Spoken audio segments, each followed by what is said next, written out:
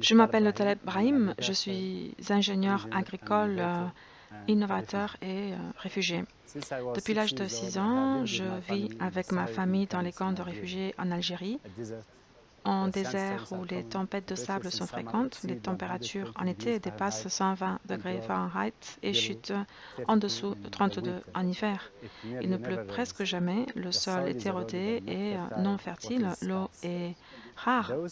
Ces conditions ne favorisent aucun type de production agricole, ce qui a conduit à la dépendance quasi totale de mon peuple de l'aide alimentaire de la communauté internationale pendant plus de 40 ans.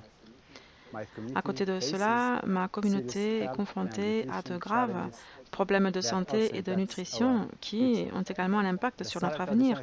La cuisine traditionnelle du Sahara est basée sur le lait et la viande, et même aujourd'hui, le bétail joue un rôle important pour les familles de réfugiés.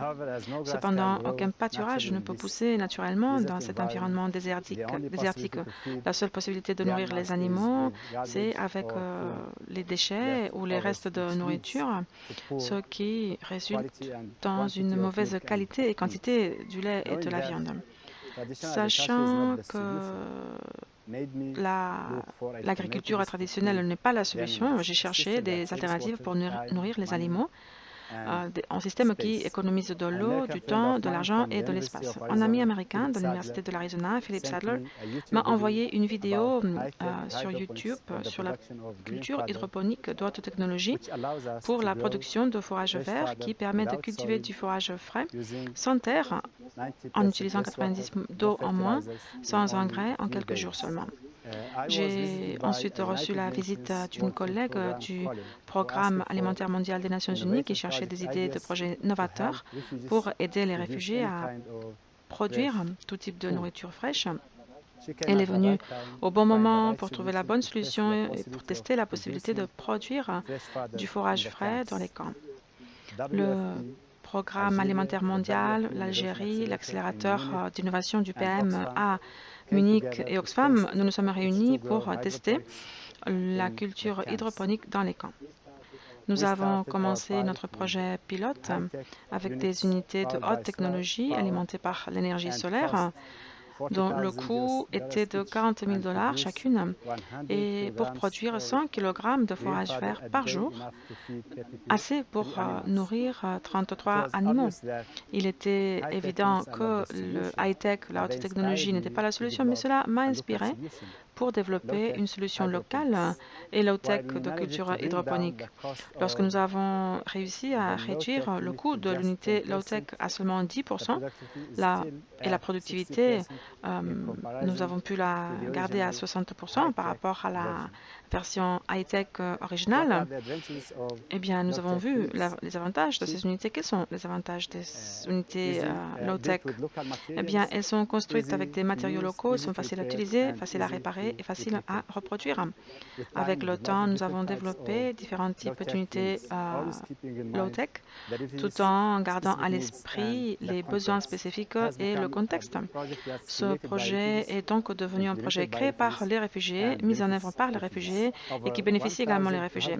Plus de 1200 réfugiés ont été formés à l'utilisation des unités et des centaines de familles maintenant sont en mesure de produire du fourrage frais pour leurs animaux tout en assurant une meilleure santé du bétail et donc une meilleure qualité et quantité de lait et de viande.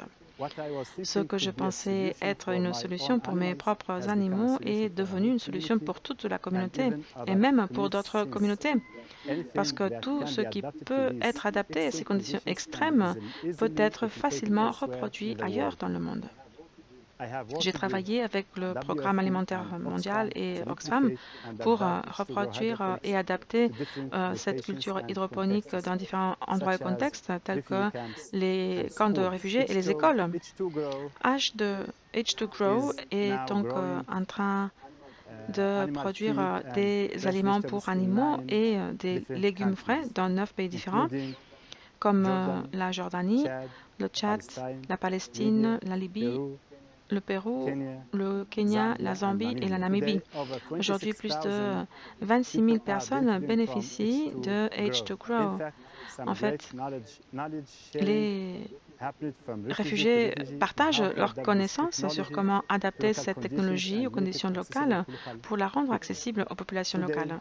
Aujourd'hui, je travaille sur des systèmes hydroponiques de basse technologie, low-tech, afin de cultiver des légumes et qui puissent fonctionner dans le désert du Sahara. Mon jardin potager a une variété de systèmes où je peux cultiver 25 différents légumes, différentes cultures et herbes.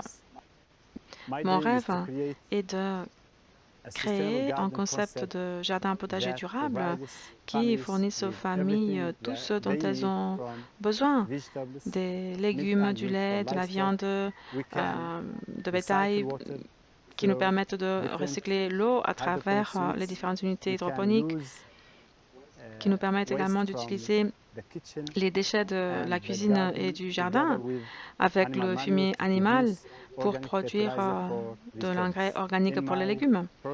Dans mon prototype, dans mon jardin prototype, j'ai des arbres fruitiers, des plantes potagères, des moutons, des chèvres, des poissons et des poulets. Tout cela au milieu du désert du Sahara.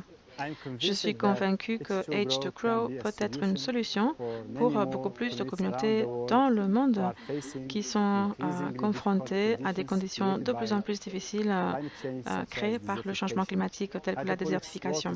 La culture hydroponique ne marche pas seulement parce que c'est une bonne technique, mais surtout parce qu'elle permet aux personnes de faire partie de leurs propres solutions. Aujourd'hui, nous sommes à ce Festival mondial d'action. Vous avez donc le pouvoir de créer des changements transformateurs comme je l'ai fait ici pour moi et pour ma communauté.